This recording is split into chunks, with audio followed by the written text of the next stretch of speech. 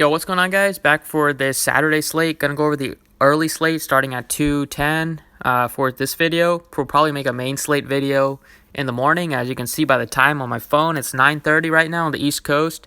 Just recording this pretty early, but it's off to a great start. Tweeted out on Twitter that instead of Encarnacion, I was going to play Crone because I couldn't fit him in. And we got back-to-back home runs from the Twins in the first. That was absolutely lit. As you can see by the lineups, it's looking like a really, really good night. Again, 2 in a row it should be. And you also posted an article, and I made it free to everybody, and that article was jam-packed with good information. So if you want to join us for this slate or for the rest of the season, looking like we're going to be back on a hot streak after the past 2 games. So let's keep it rolling today. Going to go over the early slate and main slate. And this is how the format of my articles look. I post these articles about 4 times a week.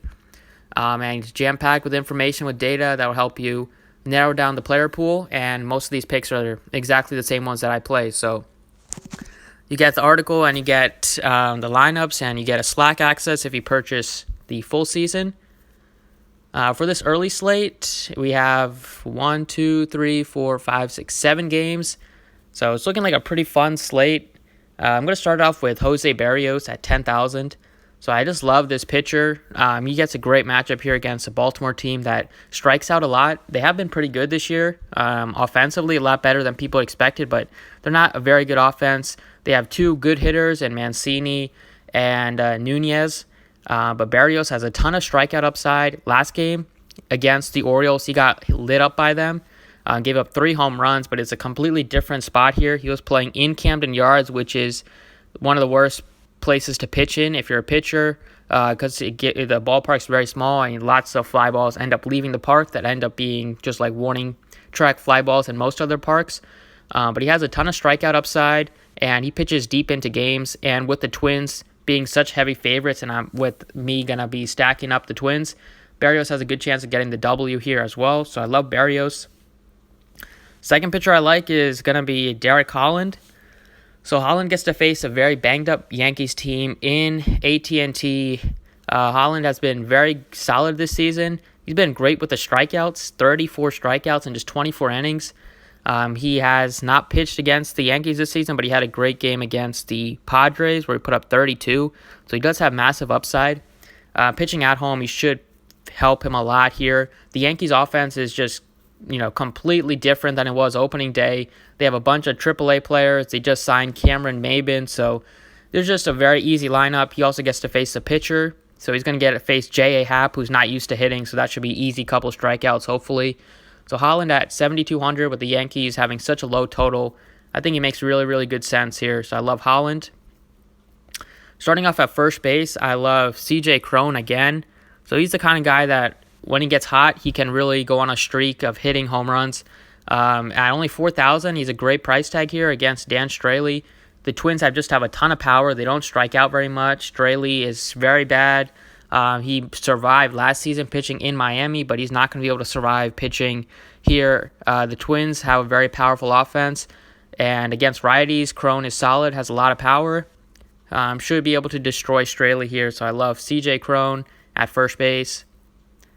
Next up at shortstop, I love shortstop is pretty weak today. I mean, you have a couple of top guys, but they are expensive. If you're looking for value, it's kind of hard to find some value here. I love Lindor at 4,100. He's facing Brad Peacock, who was good for a couple starts, but he's gotten lit up his last start, and what hasn't been that good his last couple starts. The Indians' offense is finally healthy. It's supposed to be extremely great hitting weather in Houston. I think stacking up a couple Indians makes sense, especially with their price tags being cheap. Like Lindor should be the highest priced shortstop when he's healthy. He is coming off an injury, but he has been playing okay. He just hit a home run yesterday, so hopefully he can carry that into today and starts getting on a hot streak. But Lindor has a ton of upside. Peacock has really struggled against lefties, and Lindor is a switch hitter. He is better against left-handed pitchers, but with the way that Peacock has struggled against lefties, Lindor switch hitter, so he's going to bat from the left side. So Lindor can still do damage. He's not a bad hitter against either side of the plate. He's just way above average against lefties. He's just a really good price tag, and at 4,100 makes really, really easy to fit in at shortstop. In the outfield, I'm going to play Rosario again because why not? All he does is hit home runs. His ownership was very surprising last night. I guess people were looking for some value, so they couldn't play him. But he came through 5,600. He's probably going to be low owned again. But he has a ton of upside, ton of power. Like I said yesterday, he has been barreling up everything lately, and that did not stop yesterday. Another great chance against a pitcher that doesn't strike many guys out in Dan Straley. It's going to be decent hitting weather, and, Rosario has a ton of pop. So I love him at 5,600. And then I like Jessie Winker a lot. Winker is only $3,800. If you look at the stats for Dakota Hudson, you will see why I like Winker a lot. He actually does have some pop. He has 6 home runs. He hit 1 yesterday, so he has 7 home runs now on the season. That's very impressive for a guy like him. As I said, Hudson, the stats are terrible against lefties. He's given up 7 home runs already to lefties. Lefties are slugging, I think, over 700 against him this season. They have just destroyed him. 7 of the 8 home runs that Hudson has given up has been to lefties. He hasn't been able to get any lefties out. Winker has some power. The Reds don't have a ton of lefties overall, but I like Winker. I like Derek Dietrich. I like Votto a little bit, although I would probably prefer to play Crone because he has, Votto is just going to get you a walk. He's not going to do much for you. But Winker definitely has some upside at a $3,800 price tag.